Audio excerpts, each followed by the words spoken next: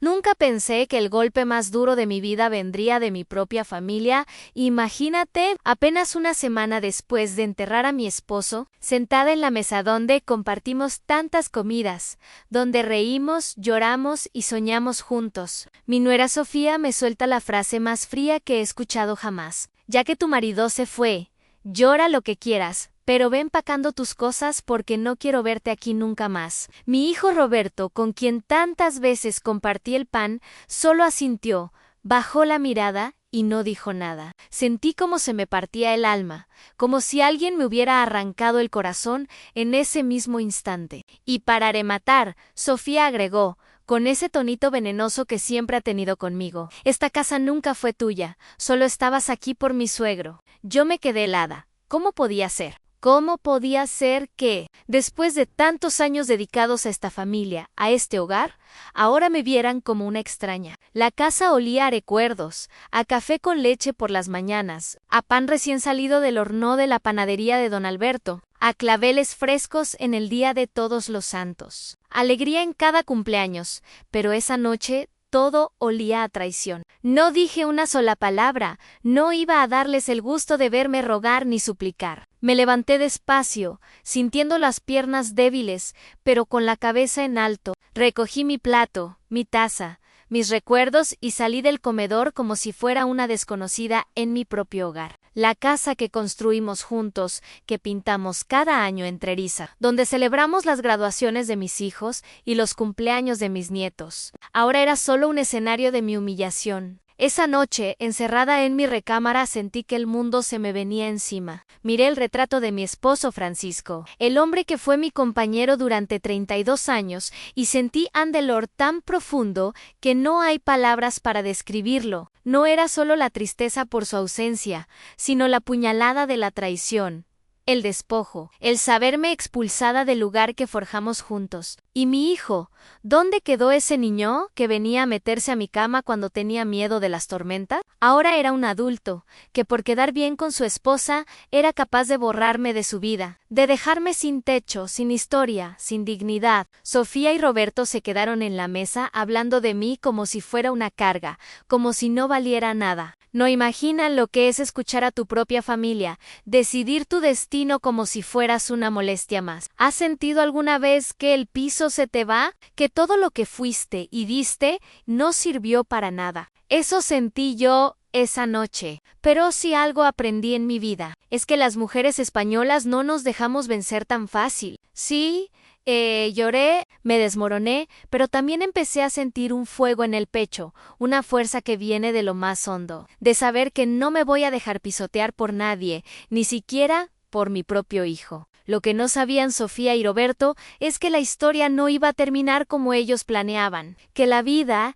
tarde o temprano, pone a cada quien en su lugar. ¿Te imaginas estar en mi lugar? ¿Qué harías si tu familia te echara así, como si fueras un mueble viejo? Te invito a que sigas escuchando mi historia, no solo porque me duele, sino porque sé que no soy la única. Sé que allá afuera hay muchas mujeres, muchas madres y abuelas españolas que han sentido el mismo desprecio y la misma injusticia. Quédate conmigo hasta el final, porque esto apenas comienza. Me llamo Isabel Martínez, tengo 71 años, pero cada arruga en mi rostro es un testimonio de lucha, de amor y de sacrificio. Soy originaria de Sevilla, aunque la vida me trajo hasta Madrid cuando me casé con Francisco. Mi historia, como la de tantas mujeres españolas, no es de lujos, sino de esfuerzo y de sueños tejidos con manos humildes y corazón grande. Siempre fui ama de casa, pero eso nunca significó quedarme de brazos cruzados desde antes de que el sol saliera. Yo ya estaba en pie preparando el desayuno.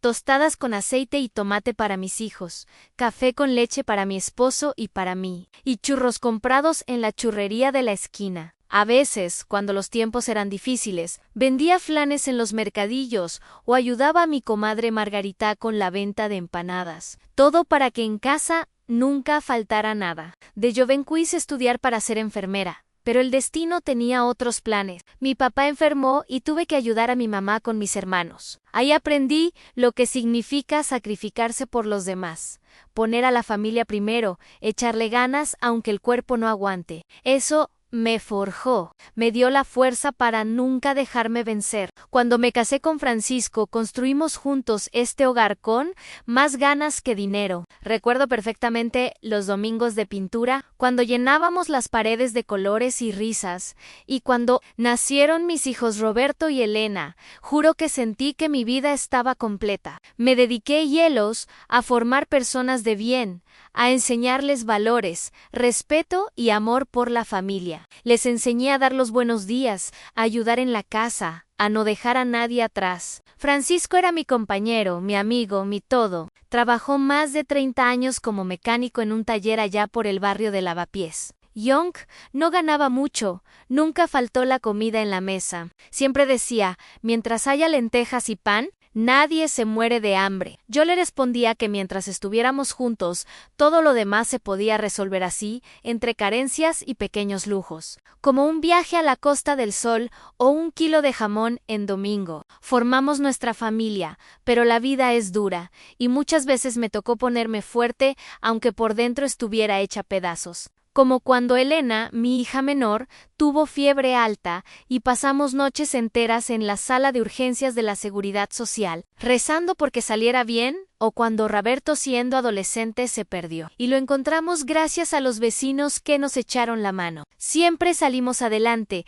porque la familia es primero, porque uno no se raja. Mi día a día siempre fue sencillo, pero lleno de amor. Las tostadas calientes con aceite, el aroma a café con leche en la mañana. Los domingos de fútbol con Francisco y los niños. Las tartas de cumpleaños hechas en casa y las pláticas eternas en la mecedora al atardecer. Eso era mi vida, eso era mi felicidad, y aquí estoy con 71 años de pie. Aunque la vida me quiera doblar, si algo me define es la dignidad, nunca me ha gustado pedir, ni siquiera cuando la necesidad apretaba. Siempre he preferido ganarme las cosas, aunque sea poco a poco. Creo en el respeto, en la bondad, en el valor de la palabra dada. Me duele que mi propio hijo no lo vea, que olvide quién soy, hija y todo lo que hice por él. No me considero víctima, aunque hoy me duela el alma. Soy madre, soy abuela, soy una mujer española que no se deja vencer. Sé lo que valgo, aunque otros intenten hacerme sentir menos, mi historia no es única. Lo sé, muchas mujeres han vivido injusticias parecidas. Han sido ignoradas, desplazadas, hechas a un lado por quienes más aman. Y por eso quiero contarla, porque sé que allá afuera hay muchas Isabel Martínez que merecen ser escuchadas. Antes de seguir, quiero pedirte un favor especial. Cuéntame en los comentarios desde dónde me estás escuchando. Me llena el corazón saber hasta dónde llega esta historia. Hasta qué rinconcito de España o del mundo me acompañas. Siempre es bonito sentirnos cerca, aunque sea a través de la pantalla. Quédate conmigo, porque esto apenas empieza. Lo que viene no solo es mi lucha, es la lucha de todas nosotras. Las mujeres que no se rinden. A veces me sorprendo recordando los días de mayo, eres sacrificio. Esos que parecen estar tan lejos, pero que en realidad están tatuados en mi piel. Mi vida no fue fácil, pero siempre supe encontrarle el lado bueno. Aunque a veces pareciera imposible, recuerdo levantarme a las 4 de la mañana con el frío colándose por debajo de la puerta para poner a calentar el café con leche y preparar los bocadillos de Francisco y los niños. La casa olía a café, a magdalenas y en los días especiales, a empanadas que hacía para vender en el mercadillo del barrio. Nunca olvidaré esas madrugadas, en que corría a la parada del metro de Ópera con mi cesta de flanes, esperando que la gente me comprara uno para el desayuno. ¿Era cansado? Sí, pero yo siempre decía, mientras mis hijos comen y tengan zapatos, no me pesa nada. Francisco trabajaba largas jornadas en el taller. A veces regresaba tan cansado que apenas podía cenar. Pero nunca faltó un beso, una sonrisa, un abrazo al llegar a casa. Cuando había crisis y el dinero no alcanzaba ni para el alquiler ni para la despensa, buscábamos la manera. Un día me animé a pedir fiado en la tienda de don Luis. No se preocupe, doña Isabel, cuando pueda me paga, me decía él, y yo, con la dignidad intacta, le devolvía hasta el último euro en cuanto podía. Me acuerdo de las lluvias, cuando el techo goteaba y poníamos cazuelas por toda la sala para que no se encharcara el piso, Roberto y Elena se reían como si fuera un juego, y yo les contaba historias mientras tejía sus jerseys con lana barata. Había días de pan con aceite y garbanzos, pero también días de fiesta, de cocido, de turrón en Navidad, de roscón de reyes hecho en casa. Aunque a veces saliera duro, los momentos difíciles no faltaron. A Elena le dio varicela forti. Estuvimos noches enteras cuidando que no le subiera la fiebre. Recuerdo estar en la cola del centro de salud desde antes de que saliera el sol, rodeada de otras madres que, como yo, esperaban un turno para que atendieran a sus hijos. El cansancio era mucho, pero ahí entre pláticas y risas nerviosas, sentí la fuerza de la comunidad española, de esas mujeres que se apoyan, que comparten un panecillo, un consejo o una oración. La escuela de mis hijos era pequeña, de esas con pizarrones verdes y pupitres desgastados. Yo era de las mamás que siempre ayudaban a organizar los festivales del Día de las Madres, los desayunos para la maestra o los arreglos de las verbenas. No teníamos mucho, pero cuando se trataba de dar, nunca me quedé atrás. Recuerdo la primera vez que Roberto salió en un baile flamenco vestido de Corton. Lloré de emoción y de orgullo. Sentí que todo el esfuerzo valía la pena durante muchos años. Mi sueño más grande fue ver a mis hijos graduados. Mi corazón estalló de felicidad cuando Roberto terminó el bachillerato en el instituto del barrio y Elena logró entrar a la Universidad Complutense. Aunque las cosas se complicaron y Elena tuvo que dejar la universidad para trabajar. Siempre le dije que lo importante es no dejar de luchar por lo que uno quiere. Eso les enseñé a nunca rendirse, a trabajar con honestidad, a valorar lo poco o mucho que se tiene. Las fiestas familiares eran mi oasis. En Navidad toda la casa se llenaba de luces, de risas, de aromas a turrón y a polvorones. Los cumpleaños siempre fueron una gran excusa para juntar a toda la familia, inflar globos, poner música de Rocío Jurado y bailar hasta que nos dolían los pies. A veces llegaba la familia de Andalucía y todos dormíamos en la sala envueltos en mantas, contando historias hasta el amanecer. Con Francisco compartí tanto, era un hombre de pocas palabras, pero de gran corazón. Recuerdo una vez que se quedó sin trabajo y para no preocuparnos se iba temprano, como si fuera a laborar, pero en realidad caminaba por las calles buscando cualquier chapuza que pudiera hacer. Cuando lo descubrí, no le reclamé.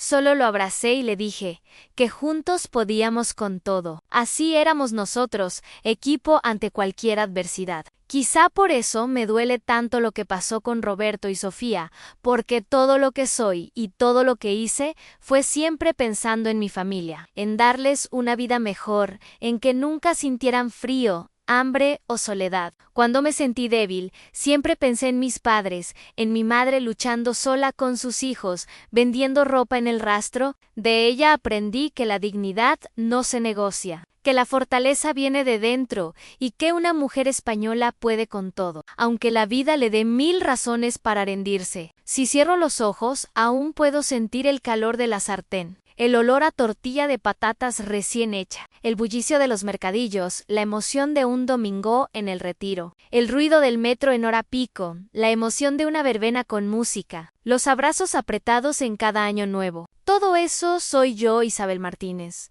una mujer común, pero con una historia que merece ser contada. Y aunque ahora sienta que el mundo se me cae encima, sé que tengo la fuerza de todas esas mujeres que vinieron antes que yo, porque si algo nos distingue es que nunca dejamos de luchar por nuestra familia, aunque a veces esa familia sea quien más nos lastima. Lo cierto es que los problemas con Sofía, mi nuera, no empezaron de un día para otro. No fue solo la noche en que me humillaron en la mesa. Todo fue cambiando poquito a poco, como cuando el frío entra por una rendija. Y ni cuenta te das hasta que ya no puedes con el hielo en los huesos, aun cuando Roberto se casó con Sofía. Yo pensé que las cosas iban a ser diferentes. Ella venía de una familia acomodada, de esas que celebran los 15 años con salón grande, orquesta y banquete. Al principio me recibió con sonrisas, pero nunca con cariño. Siempre había una distancia, una frialdad en su mirada, una manera de hacerme sentir fuera de lugar en mi propia casa. Después de que Francisco se enfermó del corazón, las cosas se complicaron más. Roberto y Sofía se vinieron a vivir con nosotros para apoyarme con su papá, pero en la práctica era yo quien cocinaba, limpiaba y cuidaba a Francisco, mientras ellos apenas sí asomaban la cabeza por la casa. Al principio, no me importó. Yo siempre he creído que la familia es para apoyarse, pero cada día sentía que me iban dejando de lado. Recuerdo una vez, poco antes de que Francisco falleciera, que Sofía llegó tarde y de malas. Había hecho lentejas y como siempre puse la mesa para todos. Cuando le serví, ni siquiera me miró. ¡Ay, suegra! Otra vez lo mismo, dijo empujando el plato con cara de asco. Discúlpame, hija. Le respondí con calma, mañana preparo lo que te guste. Pero nunca hubo un gracias ni una palabra amable. Poco a poco, Sofía empezó a tomar decisiones en la casa sin consultarme. Cambió los muebles del lugar, tiró mis plantas, incluso regaló unas cortinas que yo misma había bordado con mis manos, porque según ella, estaban pasadas de moda. Roberto, mi hijo, ya no era el mismo. Si antes me buscaba para platicar, para preguntarme cómo estaba, o para contarme de su trabajo, ahora se la pasaba pegado al móvil, casi siempre hablando en voz baja con Sofía, como si tuvieran secretos. Cuando trataba de hablar con él, me contestaba con monosílabos, o me decía que estaba muy cansado, que luego platicábamos. Me empezó a doler la espalda de tanto limpiar y cargar con todo cuando le pedí a Sofía que me ayudara. Ponía cara de fastidio y respondía, «Ay, suegra, mejor contrate a alguien». Ya no está para estos trotes. Sus palabras me dolieron, pero lo que más me hería era la actitud de Roberto, que solo veía el suelo y no decía nada. Me partía el alma ver cómo el niño que cría se volvía un desconocido. Después, Sofía empezó a organizar las comidas familiares solo con su familia. A veces llegaba su mamá, la señora Mercedes, y me miraba de arriba a abajo como si fuera una sirvienta. Un día, sin avisar, organizaron una barbacoa en el patio. Cuando bajé, ya habían puesto la mesa y hasta habían traído sillas extras para los suyos, pero a mí ni me preguntaron si quería quedarme. «Ay, suegra, ¿no tiene que descansar?», me dijo Sofía con esa voz dulce que usaba solo para burlarse. Sentí que me desvanecía de coraje y tristeza. Roberto comenzó a hablar de que la casa estaba muy grande, que a mí me convenía buscar algo más pequeño, algo más cómodo. Empezó a dejarme recortes de anuncios de pisos para personas mayores sobre la mesa de la cocina. «Es para que lo vayas pensando. Mamá», me dijo un día sin verme a los ojos, hasta en las celebraciones me fueron borrando. En el cumpleaños de mi nieta, Sofía organizó todo en casa y me avisó de última hora. Cuando llegaron los invitados, me pidió que me quedara en mi habitación porque iban a usar el comedor. «Lleno quería que te cansaras».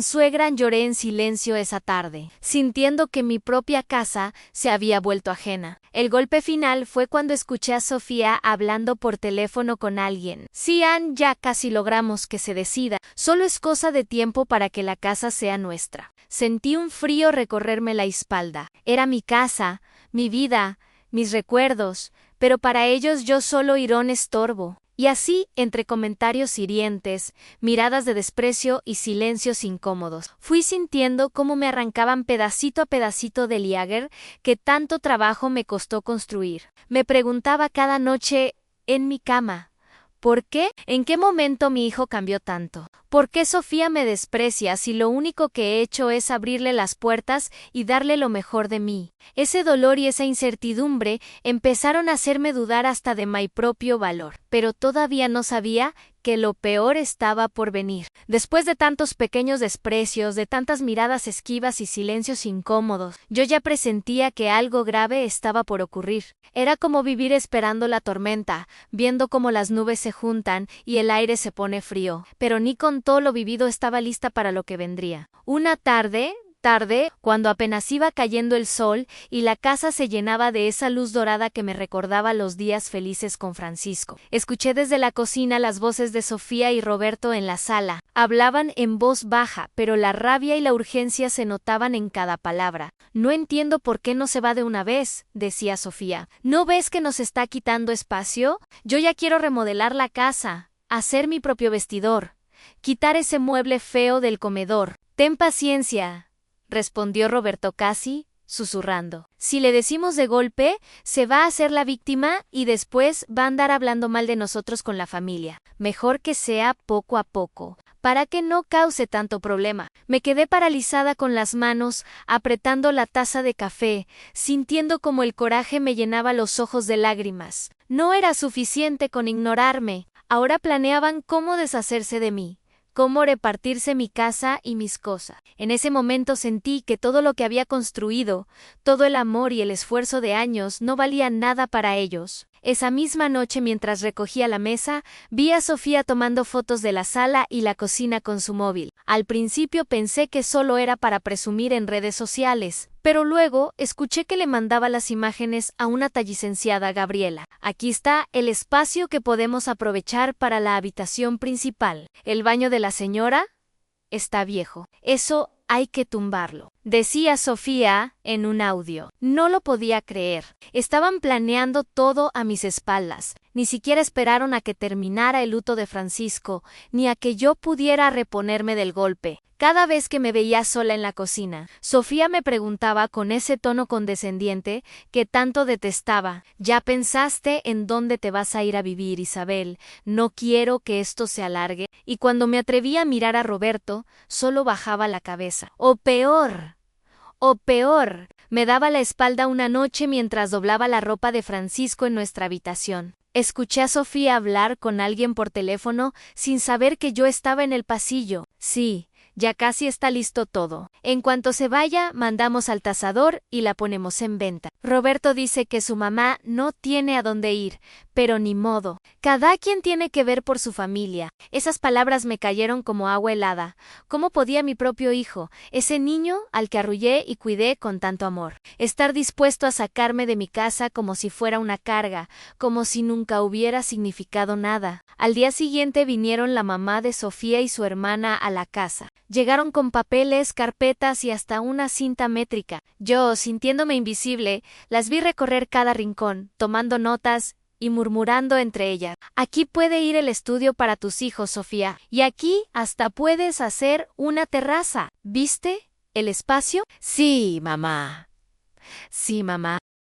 En cuanto Isabel se vea, esto va a quedar espectacular, respondía Sofía, sin el menor recato, como si yo no existiera. Esa tarde me senté en el banco del patio, el mismo donde jugaban mis hijos cuando eran niños, y sentí que la soledad me abrazaba. Empecé a revisar mis cosas como si ya estuviera preparando la mudanza, pero cada foto, cada carta, cada utensilio tenía una historia. Un pedazo de mí. Lloré como hace años no lo hacía, no solo por lo que estaba perdiendo, sino por la traición, por la injusticia, por sentirme tan desamparada y desplazada por quienes más deberían quererme. A pesar de todo, seguía cumpliendo con mi rutina. Hacía de comer, barría, tendía las camas, cuidaba el jardín. Nadie parecía notar mi dolor, ni preguntar si necesitaba algo. Sofía y Roberto estaban demasiado ocupados planeando el futuro sin mí, sin imaginar que yo ya lo sabía todo. Una noche, en un arranque de valor y desesperación, le pregunté directamente a Roberto: ¿tú realmente quieres que me vaya, hijo? Él se quedó callado unos segundos sin poder sostenerme la mirada. Es lo mejor. Mamá, ya no puedes con esta casa. Y Sofía y yo queremos formar nuestra familia aquí. Esa frase me partió el alma en dos. Me sentí como un objeto que se guarda en una caja, como un mueble viejo que estorba y ya nadie quiere. Sentí rabia, tristeza y una soledad infinita. Pero ahí, entre las lágrimas, también nació una chispa. La dignidad, porque yo no iba a dejar que me pisotearan tan fácil en esa noche. Mientras intentaba dormir, le prometí a Francisco viendo su foto en la mesita de noche: no voy a dejar que me saquen como si nada, no voy a dejar que me roben lo que con tanto esfuerzo construimos. No sabía cómo, ni tenía claro qué haría, pero de algo estaba segura: no iba a rendirme. Nunca pensé que la soledad pudiera doler tanto. No era la soledad de estar sin compañía, era la soledad de sentirme invisible en mi propia casa. La soledad de saber que quienes más amaba eran los mismos que me daban la espalda. Había perdido a Francisco, mi compañero de vida, mi apoyo incondicional, y ahora me estaban quitando hasta los recuerdos. Recuerdo esa noche, la más larga de mi vida. La casa estaba en silencio, pero no era el silencio tranquilo de cuando todos dormían, sino un silencio pesado, hostil, como si las paredes mismas supieran que ya no era bienvenida. El reloj de la sala marcaba las 2 de la mañana y yo seguía sentada en la orilla de la cama, mirando el armario medio abierto, donde colgaban todavía algunas camisas de Francisco. Su olor, esa mezcla de colonia barata y jabón heno de Pravia, seguía impregnando el aire. Me aferré a una de sus camisas y me eché a llorar, dejando que las lágrimas empaparan la tela. Me sentía vieja, inútil, desechable. Me preguntaba una y otra vez, ¿en qué momento me convertí en una carga? ¿Acaso todos los años de sacrificio, de desvelos, de cariño, ya no valían nada? ¿De qué sirvió tanto esfuerzo? Y ahora, en mi vejez, lo único que recibía era desprecio. Esa noche repasé mi vida entera. Recordé los días en que apenas teníamos para comer, cuando vendía flanes en el mercadillo para comprar los útiles escolares de mis hijos. Recordé cómo Francisco y yo arreglábamos la casa cada diciembre, aunque solo fuera pintando las paredes con cal y cambiando las cortinas por unas más coloridas. Recordé los abrazos de Roberto cuando era niño, su carita cuando tenía miedo y corría a mi cama. ¿En qué momento se rompió ese lazo? ¿Cuándo fue que mi hijo empezó a verme como un estorbo? En el silencio de la madrugada. Cada rincón de la casa parecía susurrarme recuerdos a las risas de los niños jugando en el patio, el olor a sopa de fideos los domingos, las reuniones familiares llenas de música y charla. Ahora, todo eso se había ido, desplazado por la indiferencia y la frialdad. Por la mañana, al levantarme sentí un peso en el pecho, apenas y podía caminar. Fui a la cocina y me preparé un café con leche, como solía hacerlo Francisco,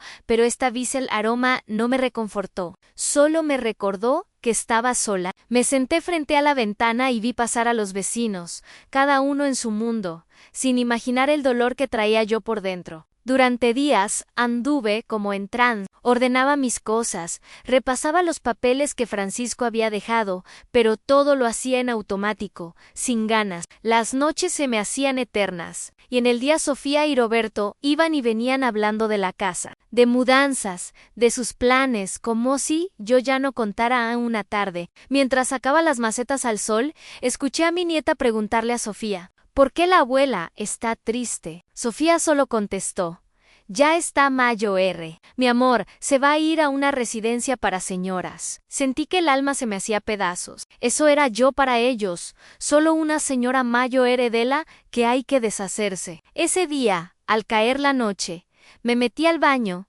y dejé que el agua de la ducha cayera sobre mi rostro. Mezclándose con las lágrimas me sentí diminuta, rota, sin esperanza. Pensé en irme sin avisar, desaparecer y dejarles todo. Pero una voz dentro de mí, la voz de mi madre, la de mi abuela, me repetía, no te dejes, Isabel, no te dejes. No te dejes. Me miré en el espejo y casi no me reconocí, los ojos hinchados, el cabello desordenado, el gesto cansado, pero también vi algo más, una chispa, una fuerza que se negaba a morir. Recordé que a pesar de todo, sigo siendo la misma mujer que sacó adelante a su familia en los peores momentos, que aunque me duela el alma, no voy a dejar que me quiten la dignidad. Esa noche, después de mucho llorar y recordar, me hice una promesa por mí, por Francisco, y por todas las mujeres que han sido pisoteadas en su propia casa. No me voy a rendir. Tal vez no tenga fuerzas, tal vez no tenga nadie, pero tengo mi historia, mis recuerdos y sobre todo mi dignidad. Y eso no lo voy a dejar ir jamás, aunque estaba en el fondo. Sentí que algo dentro de mí comenzaba a despertar. Esa mañana, después de otra noche sin dormir, abrí la ventana de mi habitación y respiré profundo el aire frío. Miré el cielo despejado y supe, con una certeza que venía desde el fondo de mi alma, que no podía seguir así, que no me iba a dejar vencer. Sentí el sol tibio en la cara y pensé, Isabel, tienes derecho a ser feliz, a vivir en paz, a que te respeten. No dejes que te arrinconen, no dejes que te borren. Me preparé un café, pero esta vez lo tomé con calma, mirando la foto de Francisco y hablándole en silencio. Viejo, Dame fuerza. No quiero que lo que construimos acabe así, con tu recuerdo pisoteado y yo derrotada. Ayúdame a abrir los ojos, a ver más allá del dolor. Fue entonces cuando como si me llegara un susurro.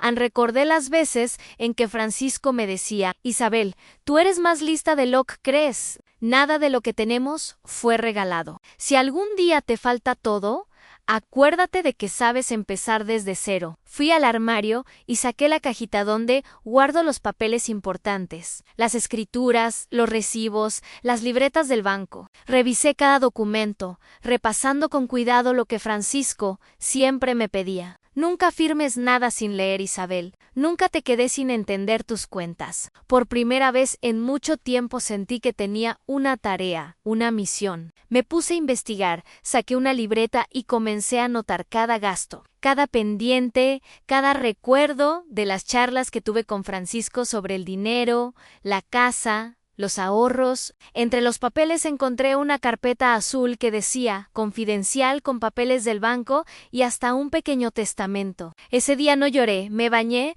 me peiné y hasta me puse mi mantón favorito. Pensé, no voy a dejar que me vean acabada. Al contrario, que me vean fuerte, que sepan que no me doblo. Al mediodía tomé valor y aprovechando que Sofía y Roberto salieron, me fui a la sucursal bancaria donde Francisco hacía a todos sus movimientos. Recordé su consejo. Isabel, cualquier cosa pregunta por doña Marta la gerente. Ella te va a ayudar. Me senté frente a doña Marta, una señora como de mi edad, y le conté mi situación sin pena ni vergüenza. Con la voz firme, le mostré los papeles y le pedí que me explicara qué era mío y qué no, qué podía hacer y a qué tenía derecho. Doña Marta, con una empatía que me devolvió la esperanza, revisó los documentos y me explicó cada cuenta, cada ahorro, cada papelito que Francisco había dejado perfectamente en orden. Mire, doña Isabel, su esposo fue muy previsor. Usted es la titular de estos fondos, la dueña de la casa y de todo lo que está aquí. Nadie puede sacarla ni obligarla a firmar nada que no quiera. Me dijo con una sonrisa y un apretón de manos que sentí como un abrazo. Por primera vez en semanas salí a la calle sintiendo que el mundo no era tan oscuro, que aún había opciones, que aún podía luchar por lo que me corresponde. Recordé mientras caminaba de regreso las palabras de mi madre: a una mujer sola puede lograr más de lo que imagina, siempre y cuando no se rinda. Esa tarde, en vez de encerrarme a llorar, puse música de Rocío Dúrcal y limpié la casa. No por ellos, sino por mí. Me miré al espejo y me vi distinta, más erguida, más fuerte. Le hablé a mi hermana Pilar por teléfono y le conté todo. Ella, como siempre, me escuchó y me dio el mejor consejo. No te dejes, Isabel. Recuerda que esta es tu casa, tu vida. Nadie puede decidir por ti. Al colgar, sentí una energía nueva, una chispa. Pensé en todas las mujeres que he conocido en mi vida, esas que no se rinden aunque la vida les pegue duro.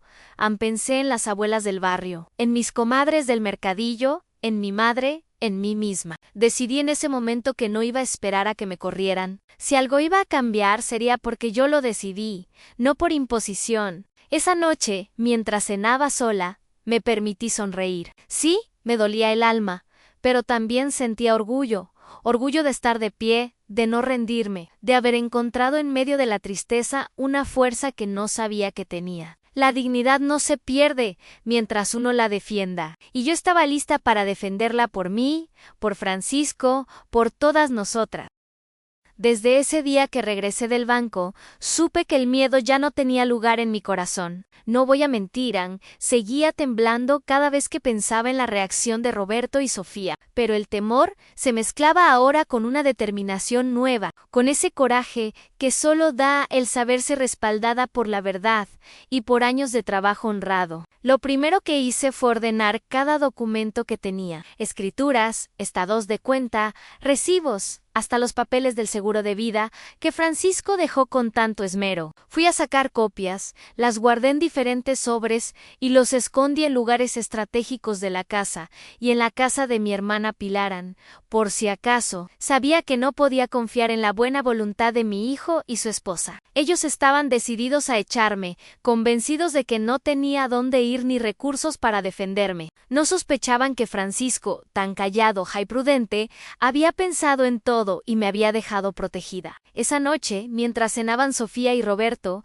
me senté tranquila en la mesa con mi cuaderno y una pluma. Me miraron extrañados, pero no dijeron nada a Roberto. Dije con voz firme: mañana necesito que me acompañes al banco, quiero hacer unos movimientos y tengo que pedir información sobre la cuenta de la casa. Sofía me miró con desconfianza, pero Roberto, medio a regañadientes, aceptó. Esa misma noche llamé a la licenciada Mendoza, una abogada que fue vecina nuestra hace años. Le conté mi situación y sin dudarlo me citó para el día siguiente. No se preocupe, doña Isabel. Usted tiene derechos, y nadie puede sacarla a la fuerza, menos sin seguir los procedimientos legales. Si tiene los documentos que me menciona, tiene todo para defenderse y para que Lers Piton, me dijo con esa voz calmada que me dio tanta tranquilidad. Al día siguiente, con mi bolso lleno de papeles y la frente en alto, fui al despacho de la licenciada. Ahí, entre tazas de café y carpetas llenas de papeles, entendí que no estaba sola, que había leyes que me protegían y que la dignidad no se negocia ni siquiera ante los propios hijos. La abogada revisó cada documento, cada recibo y confirmó lo que ya sospechaba. Doña Isabel, usted es la única propietaria de la casa. Su esposo la dejó a su nombre y los fondos del banco también son suyos. Si ellos quieren reclamar algo, tienen que hacerlo por la vía legal. Pero lo más seguro es que no puedan quitarle nada en mí. Sentí como si me quitaran un peso de encima, como si pudiera volver a respirar hondo después de semanas bajo el agua. Regresé a casa y en lugar de encerrarme a llorar, empecé a planear mi siguiente paso. Preparé una lista con todas mis pertenencias, tomé fotos de la casa, guardé los recuerdos más valiosos y empecé a organizar mis papeles como si estuviera preparando para una batalla. Esa noche escuché a Sofía hablando otra vez con la licenciada Gabriela. Ya casi convencemos a la señora A, nada más. Falta que firme el papel de la venta y en cuanto se vaya, la remodelación empieza. Me quedé callada, pero por dentro hervía. No iba a firmar nada ni dejarme engañar. Al día siguiente cité a Roberto y Sofía en la sala como si fuera una reunión familiar cualquiera. Ellos llegaron confiados, pensando que al fin me iban a convencer de irme, pero esta vez la conversación fue diferente. Quiero que me digan de frente qué planean hacer con la casa, les dije mirándolos directo a los ojos. Mamá, entiende, ya no puedes con esta casa, y Sofía y yo queremos hacer nuestra vida aquí. Te podemos ayudar a buscar un lugar donde estés cómoda. Hay residencias para personas mayores muy bonitas. Empezó Roberto repitiendo el discurso de siempre, pero yo ya no estaba para discursos ni para chantajes. No voy a firmar nada, ni me voy a ir si no es porque yo lo decida. Todo lo que hay aquí es mío. Y ya fui al banco y con una abogada. Sofía palideció y Roberto me miró en incrédulo. ¿Para qué tanto drama, mamá? No lo hagas más difícil, dijo él visiblemente molesto. Lo difícil sería dejarme humillar. Lo difícil es ver cómo los que más quiero me quieren sacar como si fuera un mueble viejo. Pero ya no tengo miedo. Y les aviso, cualquier intento de sacarme a la fuerza o de manipularme, lo voy a denunciar. Sofía se levantó furiosa y se fue dando un portazo. Roberto se quedó sentado sin palabras, incapaz de sostenerme la mirada. En ese momento supe que por primera vez en mucho tiempo tenía el control de mi vida. Ellos creían que iban a ganar con gritos, presiones y trampas, pero la vida enseña que el respeto y la dignidad se defienden hasta el final. Ese día dormí en paz. Sabía que aún faltaba lo más difícil, pero también que no estaba sola, que me acompañaban la memoria de Francisco, la fuerza de mis raíces y el apoyo de gente buena como Pilar y la licenciada Mendoza. Estaba lista para el desenlace,